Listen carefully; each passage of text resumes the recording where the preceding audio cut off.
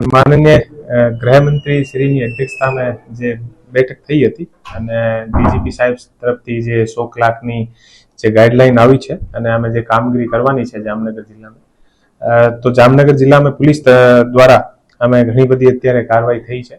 Total 285 ની આસપાસ જે લોકો છે આને આઈડેન્ટિફાઈ કર્યા છે, જેને ઉપર અલગ અલગ રીતેની અમને કાર્યવાહી કરવાની છે. બધી જે 5-6 મુદ્દાની જે કાર્યવાહી છે કે એવા લોકો દ્વારા કોઈ ગેરકાયદેસર જગ્યા, સરકારી જગ્યા પર કોઈ કબજો કરાયેલો હોય તો આ કબજાને જે સ્થાનિક તંત્ર છે અને સાથે મળીને આને દૂર કરાવવાનો, અને કોઈ બુટલેગર છે, બુટલેગિંગનું કામ કરતો હોય અને ગેરકાયદેસર વીજળીના કનેક્શન, પાણીના કનેક્શન લીધેલા હોય તો આના ઉપર પણ કાયદેસરની કાર્યવાહી કરાવવાની અને આ લોકોના ઉપર લિસ્ટ તૈયાર કરીને અને વારંવાર આ લોકોને ચેક કરવાના, એ લોકો શું કરે છે. તો આ કાર્યવાહીમાં જામનગર પોલીસ દ્વારા સરસ રીતે જે કાર્યવાહી થઈ છે આ હું આપ લોકોને બધાને બતાવવા માંગુ છું. કાલની ડેટ સુધી જે અમારી લિસ્ટ તૈયાર થઈ છે આમાં 285 ને આસપાસ લોકો આઈડેન્ટિફાઈ થયા છે.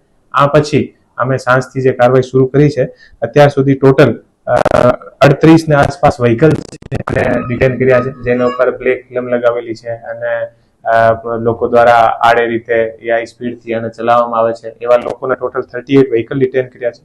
અને જે અલગ અલગ પોલીસ સ્ટેશનમાં જે હિસ્ટ્રી શીટર હોય છે, જે અલગ અલગ ગુનાઓમાં સંમિલિત છે, આના ટોટલ 11 ચેક કર્યા છે. અને એવા લોકો જો ભૂતકાળમાં ગુનાહિત ઇતિહાસ છે અને વારંવાર ફરીથી પણ ગુના કરે છે એવા 21 લોકો છે, આને પણ પોલીસ સ્ટેશન બોલાવીને અને આની આખી લિસ્ટ તૈયાર કરી છે. અને ટોટલ જે વ્હીકલ ચેકિંગ કરી છે એક દિવસ કાલના દિવસમાં લગભગ 800 ને આસપાસ જે વ્હીકલ છે એ ચેક કર્યા છે. અને જે લોકો હોય છે જેને ડોઝિયર આપણે છે એવા જે ડોઝિયર વાળા જે લોકો છે આને લગભગ 43 એવા લોકો જે છે આને ચેક કરેલા છે.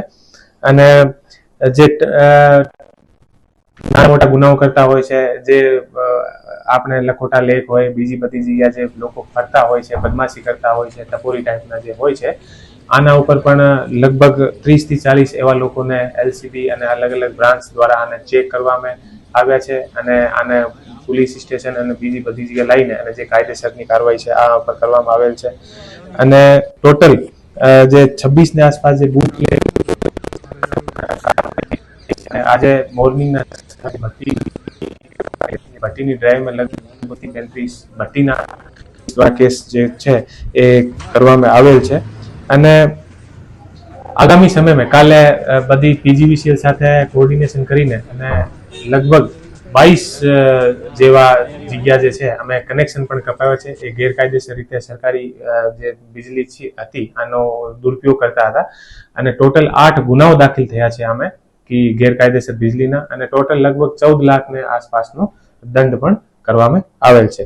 અત્યારે અમારી બધી લિસ્ટ તૈયાર થઈ છે અને છેલ્લા એક દિવસની જે આ કાર્યવાહી છે અને અત્યારે પોલીસ સ્પીડથી અમે ઝડપથી આગળ વધી રહી છે અને અમે કાર્યવાહી કરશે. અને ઘણા બધા લોકો જે ગેરકાયદેસર દબાણ અને કરેલા છે આને પણ સ્થાનિક જે તંત્ર છે આને સાથે અમારો સંકલન થયો છે.